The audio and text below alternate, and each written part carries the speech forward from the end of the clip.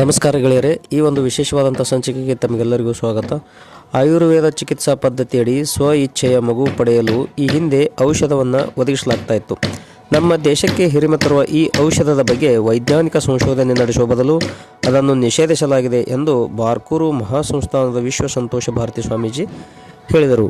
ಆಯುಷ್ ಸಚಿವಾಲಯ ಹಾಗೂ ರಾಜ್ಯ ಆಯುಷ್ ಇಲಾಖೆಯ ಸಹಯೋಗದಲ್ಲಿ ಖಜೆ ಆಯುರ್ವೇದಿಕ್ ಚಾರಿಟೇಬಲ್ ಫೌಂಡೇಶನ್ ಹಮ್ಮಿಕೊಂಡಿರುವ ದ್ವಿತೀಯ ಆಯುರ್ವೇದ ವಿಶ್ವ ಸಮ್ಮೇಳನದ 3ನೇ ದಿನವಾದ ಕಾರ್ಯಕ್ರಮದಲ್ಲಿ ಸಾನ್ನಿಧ್ಯ ವಹಿಸಿ ಮಾತನಾಡಿದರು. ಸುಶ್ರುತ ಸಂಹಿತೆಯ ಪುಂಸವನ ವಿಧಿಯಲ್ಲಿ ಗಂಡು ಅಥವಾ ಹೆಣ್ಣು ಮಗುವನ್ನು ಪಡೆಯಲು ಗಿಡಮೂಲಿಕೆ ಔಷಧದ ಬಗ್ಗೆ ಉಲ್ಲೇಖವಿದೆ.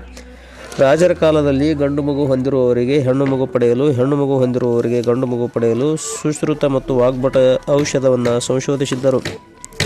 ಲಕ್ಷ್ಮಣ ಬೇರಿನ ರಸವನ್ನು ನಿಗದಿತ ಮುಹೂರ್ತದಲ್ಲಿ ತೆಗೆದು ಗರ್ಭಿಣಿಯ ಮೂಗಿನ ಮೂಲಕ ಆ ರಸವನ್ನು ಗೊತ್ತುಪಡಿಸಲಾದ ವಿಧಾನದಲ್ಲಿ ಹಾಕಲಾಗುತ್ತದೆ. ಈ ಬಗ್ಗೆ 10-12 ಶ್ಲೋಕಗಳನ್ನು ಬರೆಯಲಾಗಿದೆ.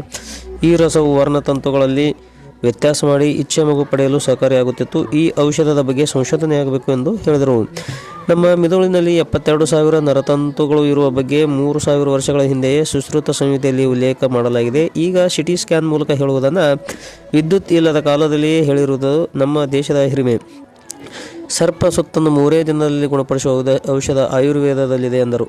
ಹುಬ್ಬಳ್ಳಿಯ 3,000 ಮಠದ ಪೀಠಾಧಿಪತಿ ಗುರುಸಿದ್ಧ ರಾಜ ಯೋಗೇಂದ್ರ ಸ್ವಾಮೀಜಿ, ಭಾರತೀಯ ಆರೋಗ್ಯ ಸಂಸ್ಕೃತಿಯ ಮೂಲ ಆಯುರ್ವೇದ. ಎಲ್ಲ ಗಿಡಮೂಲಿಕೆಗಳ ಜ್ಞಾನ ಎಲ್ಲರಿಗೂ ಲಭ್ಯವಾಗುವುದಿಲ್ಲ. ಅಷ್ಟು ಗಿಡಮೂಲಿಕೆ ಪ್ರಪಂಚದಲ್ಲಿದೆ. ಆಯುರ್ವೇದದಲ್ಲಿ ಎಲ್ಲ ರೋಗಕ್ಕೂ ಔಷಧಗಳಿವೆ. ನಮ್ಮ ಸಂಸ್ಕೃತಿಯ ಭಾಗವಾಗಿರುವ ಈ ಚಿಕಿತ್ಸಾ ಪದ್ಧತಿಯ ಉಪಚಾರದಿಂದ ಆರೋಗ್ಯ ವೃದ್ಧಿಯಾಗಲಿದೆ ಎಂದು ಅಭಿಪ್ರಾಯಪಟ್ಟರು. ಇದೇ ಇವತ್ತಿನ ವಿಶೇಷ. ಮುಂದಿನ ಸಂಚಿಕೆಯಲ್ಲಿ ಮತ್ತೆ ಭೇಟಿಯಾಗೋಣ. ಅಲ್ಲಿವರೆಗೂ ನಮಸ್ಕಾರ.